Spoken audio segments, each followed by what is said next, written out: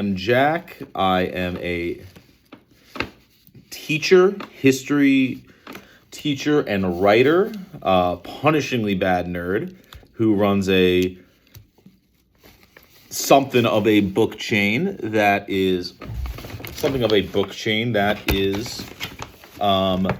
written through Instagram. That is one of my goals. I really enjoy doing that. It's just like really a passion project. As I'm so often able to do, I'm really fortunate in so many ways I can live and things like that. Now, I had this class planned out for this summer that was called Surviving Collapse. And it was a general story about how people survived the Roman Empire and then also the medieval poetry we learned afterward. And I wrote a bunch of different lessons on that. I started with the Roman Empire one, still a work in progress. I'm mostly focused on creating these little biographies that tell you a little about these times and places. So, the first one I'm doing is barbarians. Now, anyone who knows anything about ancient Rome knows that theoretically, or according to old narratives, it was eventually destroyed by barbarians. Barbarians were the ones who caused that. Now, for centuries, that has been kind of the narrative, and it's kind of told in different ways. You know, you get these really like civilizational barbarians who destroy the empire and all this stuff. You get this much more nuanced pick. And you even get these kind of really gross white nationalist ideas. Those show up a ton with the Nazis, but even Anglo-Saxon culture. I mean, you can see that even in the way that Welsh history is sometimes taught, and Welsh people are often talked about in Britain, let alone other places. So I chose for each one of my people, I'm doing a guy. And the guy I chose to do was a guy called Fritigern for the barbarian chapter. Now, Fritigern was a real person, best we can tell, at least according to our dear friend Ammianus Marcellinus. He was the head of a large group of people called the Tervingi. The Tervingi were a group of people who were Germanic speakers. I'll explain in a second. That doesn't necessarily mean they were literally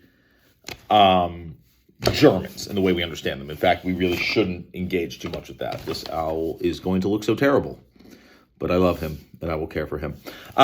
So here's what we know from Ammianus Marcellinus. Fritigern was the king of basically a refugee people who had been forced and chased away by the Huns. We see a lot of destabilization across Eurasia during this time. This is the late 4th century, early 5th century era. The barbarians, like the Goths, were settled historically around the Crimea in the Ukraine. In fact, there's evidence that the Gothic language may have survived there into the 17th century, but that's really hard to prove. Antiquarians say it. Hard to prove it. But what we know is that around 376 CE, a clod of barbarians appear. Barbarians, I use the term in the Roman sense, on the borders of the Danube. They have been chased out by destabilization, by the Huns, by all these different groups, all these different things. They've been run out. Now, these same barbarians basically asked for clear passage, but there were thousands of them. And it was very clear that they were going to cross regardless. They were in a desperate enough strait, they were going to cross regardless. And it was thousands of armed people, men and women, things. It was going to cause a diplomatic incident. At the time, the Roman Emperor Valens is fighting in Persia, as Eastern Roman empires are wont to do. As Ammianus Marcellinus mentioned, a Roman emperor fears one Persian king rather than all the princes of Germany. And Persia is their great rival. Peter Heather will tell you the same. He agrees, let these people over, do all this thing. They are let in, but in a very ad hoc fashion. Some sneak across and result in a lot of deaths. They're either attacked or just drown in the river in the night. There's all these horrible incidents of things like that. And then to compound that, they cross the river And they are put in the care of two pretty crappy Roman administrators. My memory serves from my college days. Their names are Maximus and Lupicius. I will check later to see if I'm right. And they treat these kids like crap. They pen them up. They press people into selling their own children into slavery. And the only food they offer them is dog, which seems to be something of a food taboo for Germans. That seems to be a taboo eating for Germans. Germans didn't really eat dog, which other cultures throughout the Mediterranean thought it was less strange. I have even heard, though this is much more apocryphal, that part of the reason many Westerners have a weird relationship with eating dog and often look down on groups that do eat dog as a regular part of their diet or a subsistence food or something like that goes back to this Germanic taboo that really impacts us. Now, moving on. This goes on and things get bad. The barbarians become difficult and more difficult to manage, and they start formulating into these groups. These barbarians are Germanic speakers. They are what we might later call Goths, so that's not how they seem to identify themselves. The two names I remember from Ammianus Marcellinus are Tervingi and Grutongi. Apologize for my horrible pronunciation, but that is how I understand it. The Tervingi and the Grutongi. Now, the Tervingi and the Grutongi were Gothic speakers. Gothic was a language as well as this. It would survive at least until the 7th century. But at least as a liturgical language. And they sort of coalesce around a few leaders, the biggest one of them being Fritigern. Fritigern is a guy we know a little bit about. He is a king of these people, or a leader. At the time, they called these people judges. We are not sure what that means, and Ammianus Marcellinus does not seem sure either. But they sort of coalesce around him, and he basically, as they become more difficult to manage, basically comes to these two Roman administrators like demanding an audience, for lack of a better word. And he requests that, and they give it to him. And during that time, when he's meeting in their city under a false flag, they kill his guards and plan to assassinate him. Word gets out to the Goths outside that he is going to be killed and they are going to be betrayed, and they start rioting outside the city and actually besiege the city. Fritigern manages to talk the Roman administrators, again, we are going to call them Maximus and Lupicius, because I do believe those are their names, and tells them to let him out so he can calm him down. And sure enough, they do let up the siege, but of course, you just arrested a guy. I'm jumping over to here because I'm not sure I can salvage my owl, but I love him. Now, they do let this guy go, but pretty soon the Germans are in full revolt, and they are in the Eastern Mediterranean, not too far from Constantinople, the richest city in the Roman Empire at that time. This goes on in this way for a few years. There's rampaging, all the bad stuff happens, all the stuff you don't want. And then eventually it gets bad enough that Valens, the emperor, the Eastern emperor, patches up a peace in Persia, just kind of settles something, just to have something settled. And then he marches across and goes and tries to meet them. He meets them at a place called Adrianople. Now, the details of the battle are kind of sketchy, as is so often the case in medieval battles, even ones that are in living memory, as this one was. Ammianus Marcellinus tells us that he could go and see the, bones sitting out when he walked by. It was a thing he could do. Now, we walk around. The battle happens. The Goths are lined up with their general alliance. According to this, there's also Huns involved. Again, ethnography is tricky. Huns are an ethnic group, as I will discuss eventually in my series of pointless whittling lectures, but we are not there yet. But according to that, Huns are there. The Goths take to the battle, and so do the Romans. Now, the Roman army looks very different than it did in the earlier years. We often associate Rome with the legions, and the legions didn't really exist anymore. Rome had recently, through structures over the course of the last century, decided that the best way to do this was, rather than trying to have a bunch of heavy legionaries and all these things, they would basically have two ranks, the limitati and the comitati, that are mostly mounted. This was partially to get caught up on fighting against Persians, which again, Persians were the main threat to Romans at this time. This was their big concern. We know a lot of the Romans were mounted. That is an objective truth. And probably a lot of the Germans too. The Goths did like their mounted combat. They even did single combat sometimes, as we'll get there. But anyway, back to the battle. Battle happens. It is a turn and thrust way. And it looked, apparently for a while, it looked as though Rome was going to win. They are pushing the Goths up against their wagons. Goths were semi-nomadic, especially these ones, and often lived out of wagons where their families lived. And essentially their families came out, their wives, their children, and were defending and fighting, and it made the Goths realize that they had nowhere to go. And as things were getting more hairy, the Roman, according to Ammianus, just as the fight was kind of hitting a stalemate, Huns appear and jump in and attack the Romans. And that kind of puts the Romans to flight. Romans go running, and that night, somewhere in this, Emperor Valens is killed. He is one of the first Roman emperors killed in battle, particularly against a non-Roman, in an extremely long time. And it was a big deal. It was a big deal to everybody. And the Romans basically have to come to terms. The Goths are rampaging for a little longer, really for years. Eventually they're defeated and settled somewhere, which is another thing we'll get to. But that was a big change. In 378 AD, the Battle of Adrianople really changes the tone of a lot of dynamics. Now, where we go from here. Politically, Rome recovers pretty quickly. There was a Western emperor. His name is Gratian. He dragged his feet getting over there. And according to Ammianus, Marcus Valens also waited because wanted to jump to battle now because he didn't want Gratian taking the credit. We don't know if this is true. This sounds very, the Romans have all turned bad and history's horrible and it's because we've gone soft, which is a very common trope in Roman writing.